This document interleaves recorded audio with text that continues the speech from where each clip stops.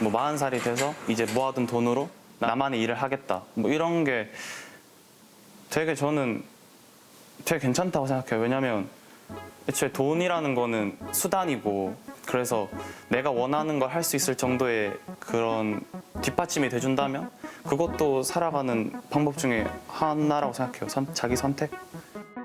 Don't call me cash on 어쨌든 범이 오제인 flex 난 super flex 알잖아 내 클래스 돈 없으면 전화지 마. 작년에는 1,300만 원에 15%를 좀 넘게 달성을 했어요. 30살이면 1억 정도, 1억 이상을 모을 수 있을 거라는. 한 10억? 네. 계속 공 하나씩 더 붙여 나가는 게 목표예요.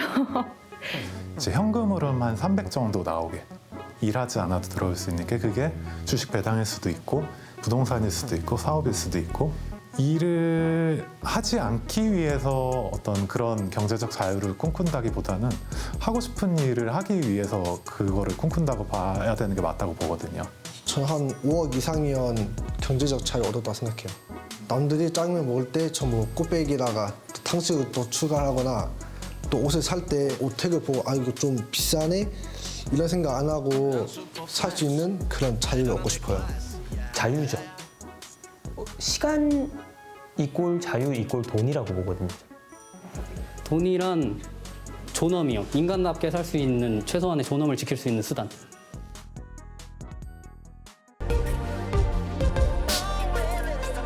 그냥 주식은 위험하다는 생각을 기저에 하고 있어서 그냥 나는 안 해야겠다 이런 생각을 하고 있었는데 주위 사람들이 막 하니까 해볼까? 이런 생각이 들고 있어요.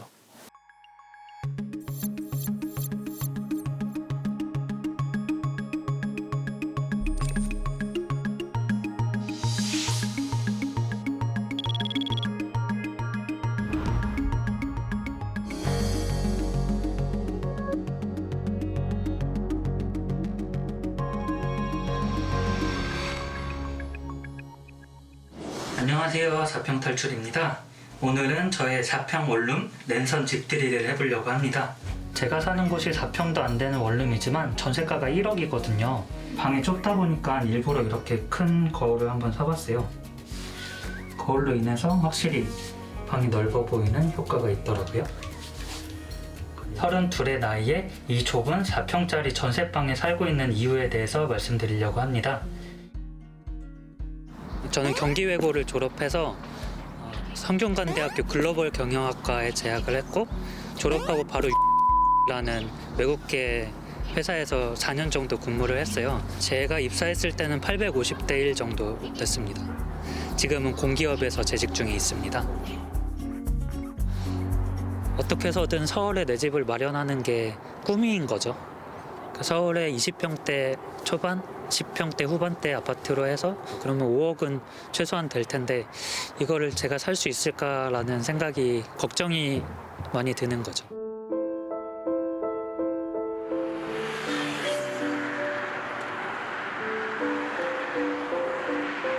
집값도 너무 천정부지로 올랐잖아요. 그래서 이대로 월급만 가지고는 서울에 내 집 마련을 할 수는 없겠구나라는 위기감이 들더라고요. 투자할 수 있는 방법이 뭐가 있을까 생각했을 때 주식밖에 없지 않을까라는 생각에 주식을 하고 있는 거죠.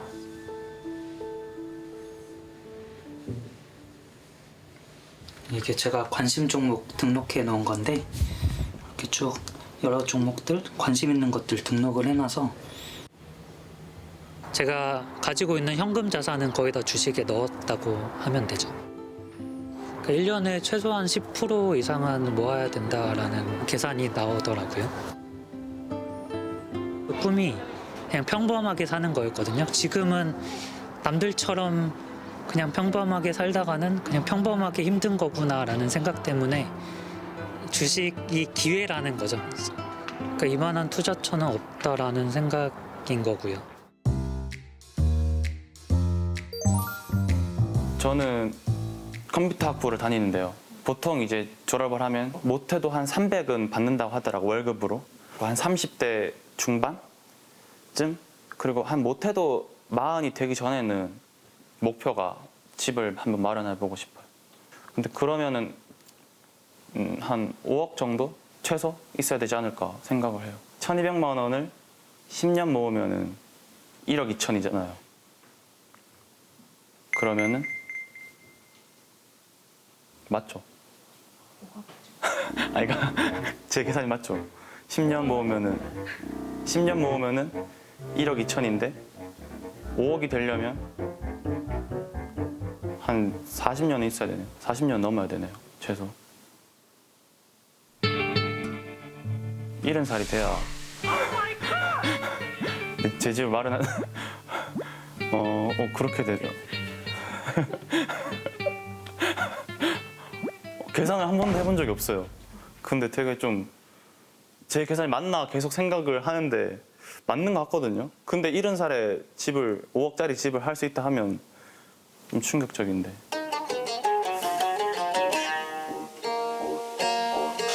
서울 아파트 가격이 급등하면서 5개월 만에 가장 큰 폭으로 올랐습니다. 3.3제곱미터당 4천만 원을 돌파했습니다.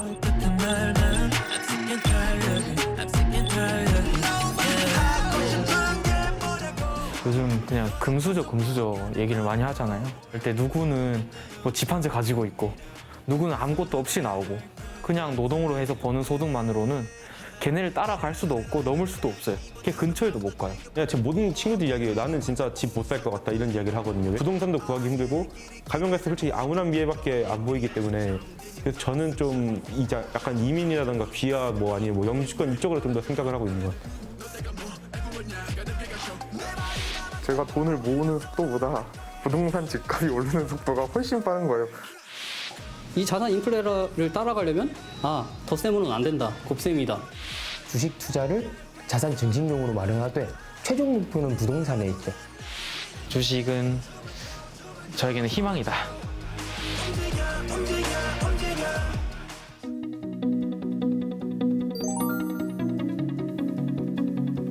저는 제가 하는 공부만 하고 그냥 이젠 취직 공부만 편하게 준비를 하면 사실 그 외에는 걱정거리가 그렇게 크진 않았어요. 내가 가만히 있을 때 소위 말하는 벼락거지 될 가능성이 높지 않았다는 거죠. 근데 젊은 세대가 딱 봐서 인생을 딱 하는 로드맵을 딱 그려봤을 때는 가만히 있으면 있을수록 거지가 될 확률이 높아지는 거예요. 그러면 가만히 있을 수 있을까요?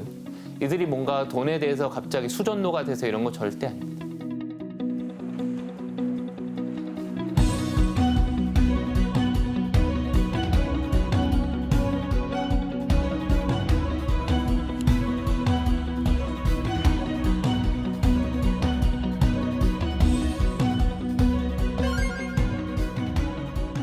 공정하죠. 왜냐하면 그들이 기회조차 박탈받지는 않기 때문이죠.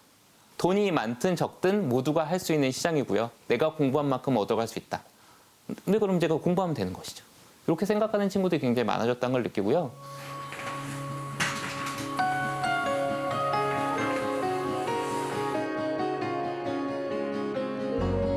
다른 사람처럼 살지 않으려면 다른 사람이 하지 않은 것을 해야 한다. 펀더멘털이 악화됐을 때 팔아라. 세상이 무너질 것 같다는 이유로 주식을 팔지 말라. 장기적으로 성공한 단기 투자자를 본 적이 없다.